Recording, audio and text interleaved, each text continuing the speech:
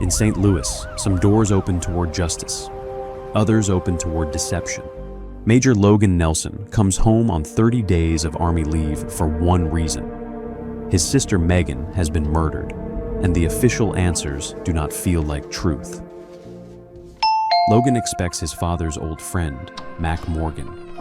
Instead, the door opens to McKenzie Morgan, Mac, licensed private investigator, daughter of the man who trained her, and nothing like the person Logan thought he hired. Mac follows a lead to an Irish pub, hoping to observe George Whitney.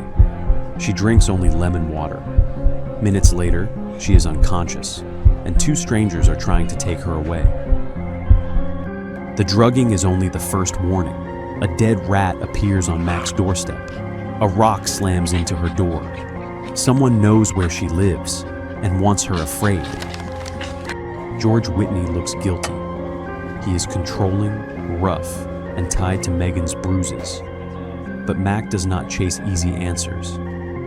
Undercover with Jose, she watches him closely, and the obvious suspect begins to look too obvious. Mac interviews Megan's friend Patricia and discovers the family only knew part of Megan's life. There were other men, private choices, a missing phone, and a name on the calendar, Sydney. At Booter Park, the scene tells Mac what the report does not. Not enough blood, no proper protection, a burner phone near the drop site.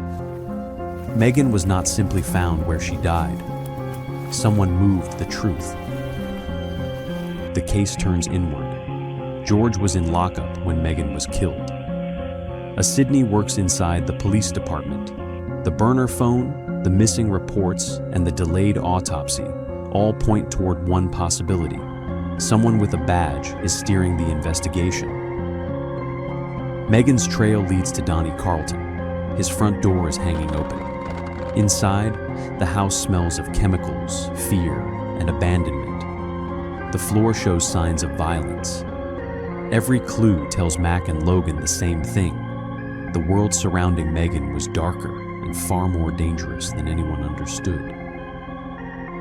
The closer the danger moves in, the closer Logan and Mac are forced together. Mac hates feeling vulnerable.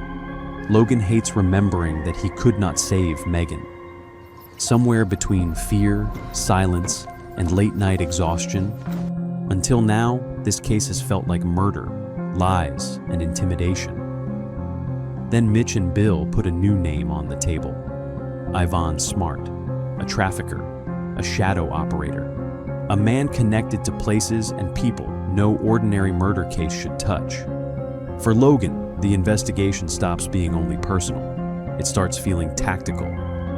Logan leaves briefly for funeral arrangements, but instinct tells him he should not. Back at Mac's townhouse, the attack comes fast. The men who have been circling the investigation finally strike. Edger fights to protect her. Arlo escapes into the street, and before Logan can return, Mac is gone. Logan turns panic into precision.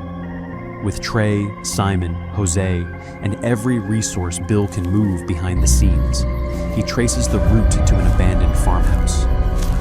Inside, the rescue becomes something bigger than Mac. 3 more girls are being held there. The truth they uncover is not just murder. It is an entire system of human cruelty.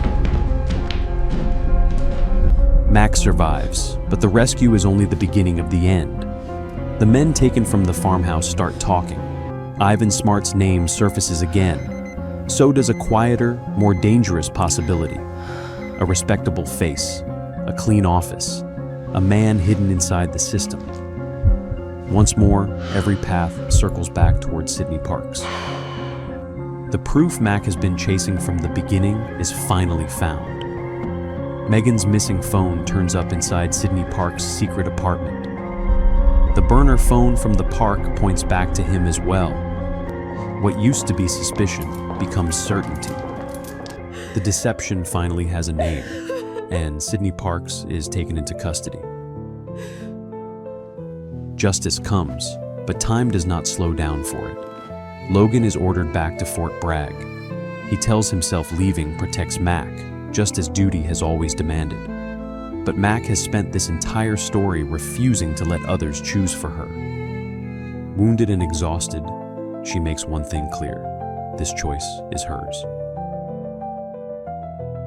At the gate, Mac reaches him before duty can take him away. Waiting for him is her choice.